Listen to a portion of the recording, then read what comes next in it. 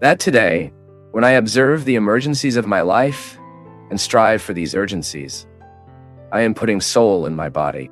Ah, priest. This separatist view does not match Christian theology. I know, this is just didactic. This separation is just didactic. It works all together. Body and soul are, although they are distinct realities, work together. It is unit. We proclaim the unity of all this. Now when I identify that I am not doing, that I am not striving to live well, I am, yes, weakening the resources of my soul, which are precisely to help me live the body's own life well. They work together, my people, and we often neglect the observance of time, as in the scripture that says, the sacred writer speaks precisely that. Crying time and laugh time. There are times when life itself shows you the need to cry, to throw their excesses, not being afraid of sadness, to allow this sadness to fall within us, its riches, and to help us find the precious stone that only suffering could lead us to know. Then comes the laughter. Laughter is not born by chance. We already sang that song too, right? I walk slowly because I've been in a hurry and bring that smile because I already cried too much. The smile is the result of the tear well cried. The smile is the end result of a struggle process that we established. To observe day by day it is the commitment that day asks me. What today do I need to do to have the right of smile tomorrow? And it's good, you know why? Because as we are spending the parang knowing that it will be constructive, little smiles are born throughout this process. When we talk about a final smile, it's just the metaphor of a well done, well lived process. Time to hug. Time to move away. How much suffering, right? In realizing the distancing as necessary to the growth of the other, it is that child who leaves to study. The time has arrived. It is necessary to study. It is necessary to seek a future out of here. My people, when we observe the movement of time and its emergencies, we enter the context of an unnatural wisdom to our human achievement, tearing time. If we do not have the courage many times to tear some realities, then we will never be able to live her liberation. Today I even wrote about it. Many times we regret losing. And when in fact we will observe what we lost, it was not a loss. It was liberation. How many relationships need to be torn so that they are later sewn the right way? To defalling all the illusions we have from the other, or all the pretensions we judge on the other? No. The other does not have to meet my expectations. The other has to be him. If there was empathy with me, we built a friendship relationship there. If not, a relationship of respect only. But it is necessary to tear. We need to live the confrontation that will then provoke a release in US. Anyway, life will always ask us for an observation. Life will always ask of us calm, patience. Because in a hurry, we go over all these needs, and we are not able to recognize them. Did you stop to think about it? That sometimes life is not working. It is because you don't even know exactly what you need. Sometimes we get so distressed, and we don't know why. It was missing to reach the key point. It was missing to discover the neural dull point there, where the conflict is actually starting. Patience, right? We have no patience even to find out what is distressing us. It is our hurry. It is the strange life that we will live. How to manage jealousy? I have become increasingly possessive with my husband, and especially with my children. I face this difficulty in my daily life, and I don't know if it is the age that is weighing about me. I am very afraid of being alone, and with that, I have excessively attached to my children. They are already at the age of leaving home, but often do not leave because I keep preventing this match, which will be inevitable. Because the two are already, one with the project to go to Sao Paulo, and the other to go to Florianopolis. Help me. Jealousy is natural in human life. First, because I think jealousy is part of love. It is impossible that there is love without jealousy. It is no problem to recognize that you feel jealous. Jealousy is an imbalance that is born naturally. What is love? Love is that feeling we have to warm from a place, isn't it? The love we feel gives us this comfort. Jealousy is every time it goes through our head the possibility of losing that comfort. So it is natural that insecurities are born every time we love. Now, first thing, we need to be aware that jealousy exists. We cannot deny it. So Rosanna, the first step is this, is that you recognize. Because the big problem is when we deal with the jealousness that is not assumed, which does not recognize. And it's a great difficulty for us to recognize this. I'm jealous of you. I'm afraid of losing you. So identifying that jealousy often has no causes, has no reason. It is the result of nonsense. Because if there is a true love, if there is an established bond, you need to rely on the security of this bond. It's my friend, it's my brother, it's her boyfriend, it's the girlfriend, it's the husband, it's the wife. All bonds, they risk going through the process of insecurity. Now we need to manage well. And jealousy of father and mother counsels. When we say we love, we need, within the revelation, to guarantee the other freedom. We can't believe in a love that does not give freedom, that does not allow, isn't it? So the mother who knows that he needs to study, that he needs to go get a future. And in the name of this love, she wants to protect too much. And prevent the other will conquer his space. So we are facing a harmful love. Because we also need to desecrate this, that sometimes we think that mother's love is perfect. No, and no. Father's love is not perfect. By the way, I think the only perfect love that exists is in the garden. The only one we know has is that little planton. All other loves will need to be purified over time. And it already said with great wisdom and mastery, our dear poet Drummond d'Andrade. He said, learns loving, and the balance between love and jealousy, which will not be able to love without jealousy. Jealousy as translating here as insecurity and fear of losing. This balance that will happen as we are willing to love. So, okay, I love you. I'm jealous.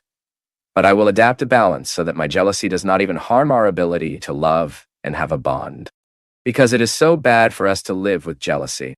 It is very bad for you to be a victim and you victim someone with your feeling of possession. The mother, for example, she needs to look at her child like someone else. The big problem is that we interpret the other as our extension, as our continuity. It is not. This is not a truth. The other is a human being who has a life of his own. And love is the relationship of these lives. What is the relationship? The date. What we spoke at the beginning of the program. It is the bond that is being grown, established, and that is giving this natural security. You need to love and be loved. Because this is what gives you the existential comfort of you feeling good, who you are. It's no use having a lot of money. You have a good job. You succeed if you don't have people to love you when you come home. This is very serious. Remember a phrase that I think I already shared with you here. When I did a show there at Palacio des Artes, a very beautiful show I had there last year, I was very thrilled. And when the show ended, when I was returning to the hotel, I read, Paulino Pedraza, one of the greatest poets of Minas Gerais, singer, composer, who packed my life with his songs, is a great friend of mine today. He sent it to my cell phone like this, that much more than having 2,000 people applauding you. You have a few friends who can receive you after the applause. This is very true, my people. Nothing is worth conquering, reaching, coming far if you don't have someone who looks at you up close. Everything you have achieved far away, that you were distant, that you have surpassed barriers, borders, it only makes sense if there is someone who looks at you up close. And this proximity, the intimacy of our house, right? This is too important. We are, or that will not plot against you. They will defend from wedges and teeth, right? The good friends are like this, right? I can even tell them badly to them, but I don't let the other talk. It's not like this. It's love. It is the established balance. And jealousy is manasama times the attempt, the human temptation to collapse it all because of an imbalance. No. Love he does too good to human life because he puts us in this security. But every time you feel this temptation to think that the other is the total point of your balance, no, unlock this understanding. It doesn't have to be so. Jealousy is often born of the wrong interpretation we make of the other. The other is not you. The other is not its continuity. And loving consists of looking at each other, even distant, knowing that you have the proximity to him, too. That's why we always come back to be with the people who make us free.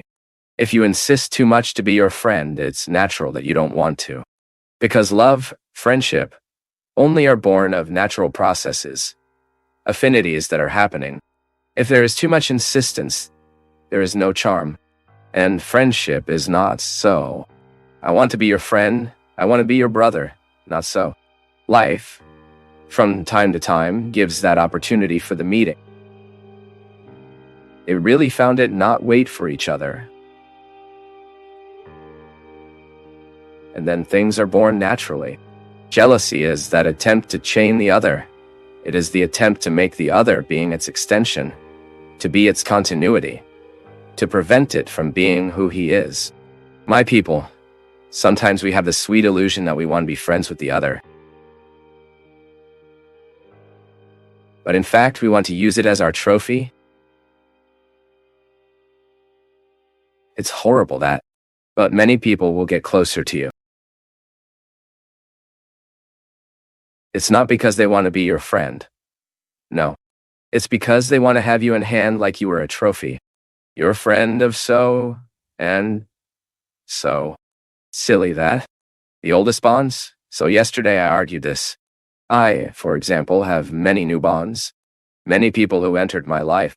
But even in these news, I find out something old. It is as if it had years and years. Now look at your older bonds. How many prevailed? Then you will understand. You've been jealous. You've had the temptation to possess them. Understood that you didn't have to have it. And that love is born of this gratuity. Look at your children. In an attempt to imprison them, you have caused a terrible impasse of living with them. The father does not have to imprison the children. You need to guide. It needs to be in the presence just right. But it does not have to imprison. You need to give him the freedom to be who he is. I wanted to be a pianist. It was not. You will have to learn this piano. No one has to learn piano because you have not learned. This is a boring. This happened 10, 20 years ago. 30, 40 years ago. No one has the patience to do one thing in the name of the other. This is silly. Your child has different skills. Your child has a different world, a different head. What you are with what the breed of your meat is. This is love. It is the willingness to establish the bond for a lifetime, even if we are different from each other. Jealousy is the attempt to hold the other in us, and often prevent the other from being himself. Many times we kill our lives, or kill the opportunity to live well, because we are not able to read the right reading of what time is asking us. Because it's anyway. Each day the time will ask us something. And it is this attentive look that is giving us this condition, this clarity of realizing what really screams by my name today. What really calls me today? What is the reality today that is unavoidable? My people, sometimes we are so negligent in the perception of this that sometimes we waste a month, a year, 10, 20. Putting our commitment in a reality that was not even for that moment. And that's why it's so interesting to develop the ability to say no and to say yes. Because this is a skill that only maturity brings us. Because sometimes, because we are immature, we don't even know how to say no. We don't know how to look at the urgencies of time. So we live to please the other.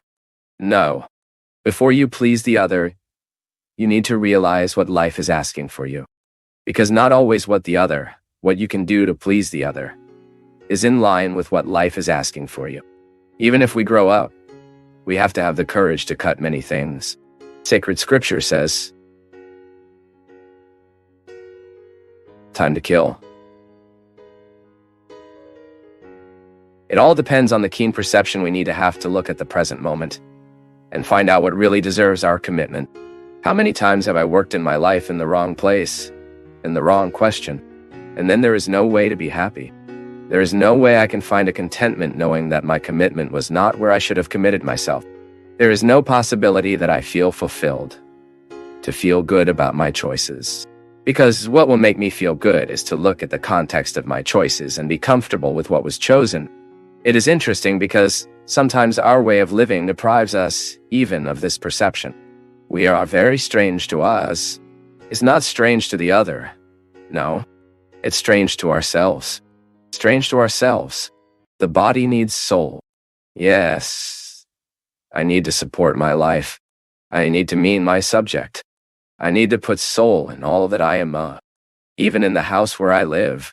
And life has taught me that the house is not a cluster of walls. The house is a feeling that occurs to me.